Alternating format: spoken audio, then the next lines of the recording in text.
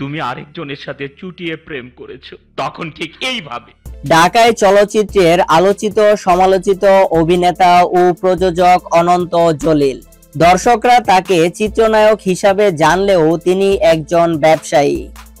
Garments ব্যবসায়ী থেকে সিনেমায় অভিবেশন করেন তিনি।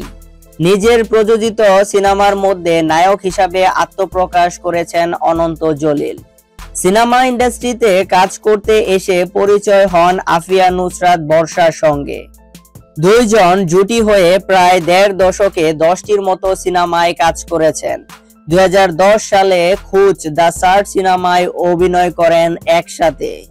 ফোন করে তোমার প্রেমিককে বলালে আমার সাথে তোমার কোনো রিলেশন নেই, তখন ঠিক এইভাবে একটি বুলেট এসে আমার হৃদয়কে ক্ষত বিক্ষত করে দেয়। ব্যক্তি জীবনে ২০১১ সালের ২৩শে সেপ্টেম্বর বিয়ে বন্ধনে আবদ্ধ হন অনন্ত জলিল ও বর্ষা চৌধুরী। কয়েকদিন আগে হঠাৎ করে বর্ষা জানান সিনেমায় আর অভিনয় করবেন না তিনি। হাতে থাকা একটি সিনেমার কাজ বাকি আছে, সব শেষ করে সিনেমা থেকে সরে যাবেন।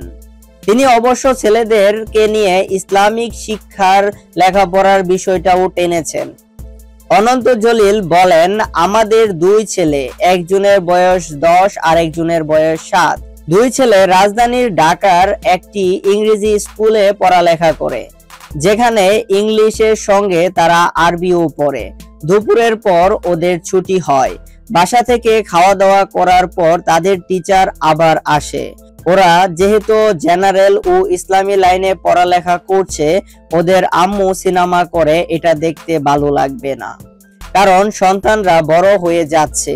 আর আমিও হয়তো চাবো না আমার সন্তানরা ইসলামী লাইনে পড়ালেখা করবে আর আমরা সিনেমা করে বেড়াবো।